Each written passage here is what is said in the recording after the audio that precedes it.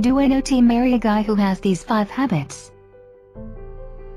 Statistically, it's a coin flip at best and a crapshoot at worst.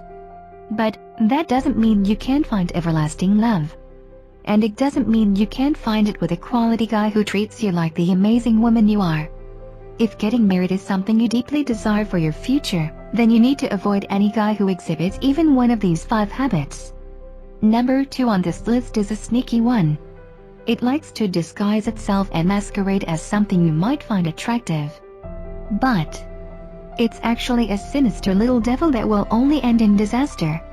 Check out the entire list by watching the video now. Your coach, Adam. P.S. Avoiding the kind of men who wreak havoc on your self-esteem and emotional well-being is actually very easy when you know what to look for. If you have a history of attracting the wrong type, the solution is here. Summary: listen.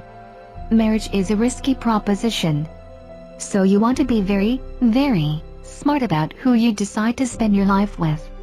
Whatever you do, don't marry a guy who has any of these 5 habits. Pathological lying.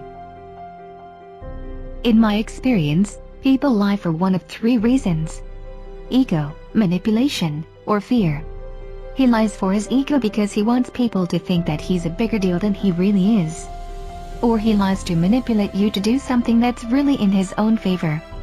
The last one, which is less maniacal but just as bad, is he lies out of fear because he's afraid of what other people will think of him if he's found out.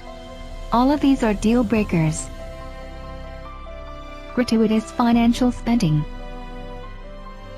You might like those lavish $400 dinners and that $1,000 necklace that he bought you, but you know what you won't like when you marry him? Mounting debt. Creditors calling you at 2 a.m. looking for the money. Foreclosures on your home when you have 2 kids. Now, let me be clear, I'm not saying you want to be a gold digger. I just want you to be more of a 401k miner. Oh, and same goes for you if you have a spending problem, you need to get that in check. Defensiveness with any type of feedback you give him. When you're in a relationship, you're going to give and receive feedback from your partner. Some of it might be tolerable, some of it might seriously bother you. Assuming that it's respectful, it's always important to listen.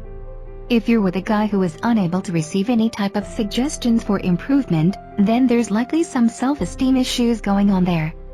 Communication is absolutely impossible if he can't receive any type of feedback.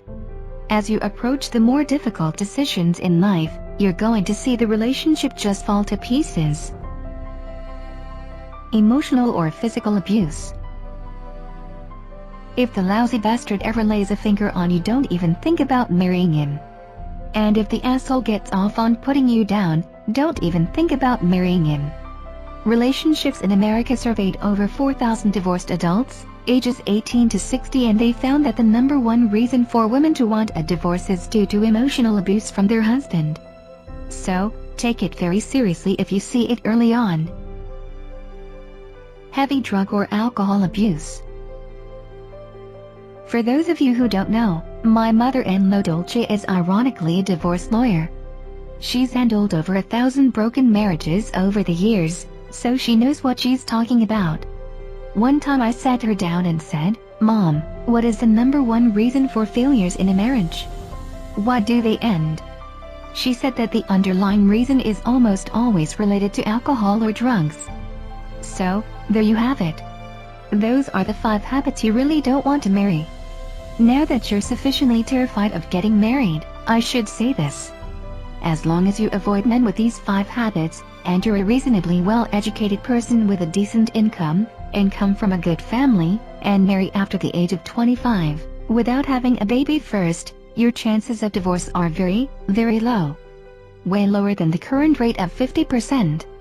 Be smart about who you marry. Don't wing it. It's the most important decision you'll ever make.